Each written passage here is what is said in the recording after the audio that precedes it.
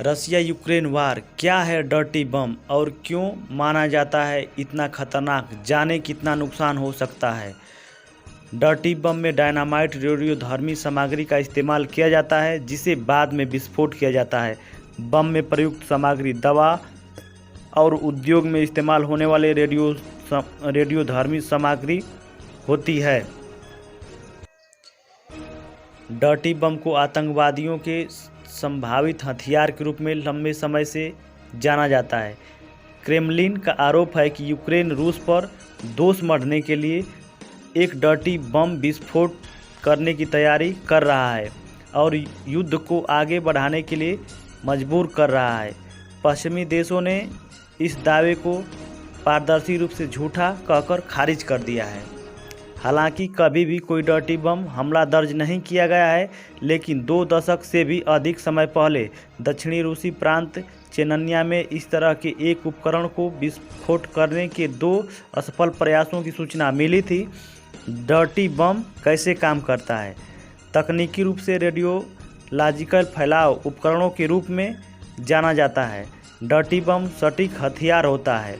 वे परमाणु उपकरण की तुलना में बहुत आसान और सस्ता होता है और कम खतरनाक भी होता है। डर्टी बम पारंपरिक विस्फोटों का उपयोग करते हैं, जैसे डायनामाइट, रेडियोधर्मी सामग्री की रखरखाव जिसे बाद में विस्फोट किया जाता है।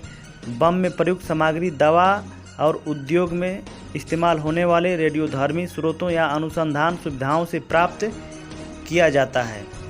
वाशिंगटन स्थित एक गैर लाभकारी संस्था द न्यूक्लियर थ्रेड इनिशिएटिव में परमाणु सामग्री सुरक्षा कार्यक्रम के उपाध्यक्ष स्कॉट रोकर कहते हैं, एक डर्टी बम बनाना वास्तव में आसान है। यह एक कच्चा उपकरण है। एक डर्टी बम से क्या नुकसान हो सकता है? हताहतों की संख्या और डर्टी बम से हुए नुकसान की मात्रा कई बातों पर निर्भर करती है।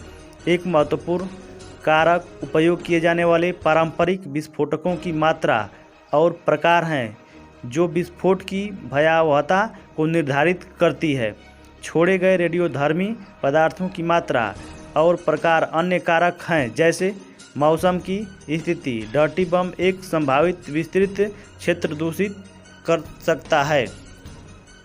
यह कितना खतरनाक हो सकता है? एक डर्टी बम को सीमित संख्या में मौत होने की संभावना होती है। इसका मुख्य प्रभाव मनोवैज्ञानिक है। यही वजह है कि ऐसे उपकरणों को अक्सर सामूहिक व्यवधान के हथियार कहा जाता है। डर्टी बम युद्ध के मैदान में इस्तेमाल के लिए नहीं है। राकर ने कहा, शहरी क्षेत्रों में अधिक स्पष्ट रूप से डर्टी बम तैनात किए जा रहे हैं। जब आप लोगों को डराने धमकाने की कोशिश कर रहे होते हैं तो आप इस तरह के हथियार का इस्तेमाल करते हैं। रेडियोधर्मी धूल और धुआं दूर तक फैला सकता है और अगर विस्फोट के केंद्र के पास श्वास लिया जाए तो खतरनाक हो सकता है। राकर के अनुसार रेडियोधर्मी बादल कई ब्लॉकों में फैलने की संभावना है, लेकिन जैसे ही रेडियोधर्मी पदार्थ वायुमंडल में फैलता है, यह कम केंद्रित और कम हानिकारक हो जाता है। विकिरण जोखिम में प्रमुख कारण है कि यह किस प्रकार का विकिरण है। कोई व्यक्ति इसके संपर्क में कितने समय तक रह सकता है। विकिरण का पता लगाने के लिए विशेष उपकरणों की आवश्यकता होती है। दूषित घरों, व्यवसायों और सार्वजनिक सेवाओं को महीनों के लिए बंद रखा जा सकता है और एक महंगे सफाई अभियान की आवश्यकता होती है।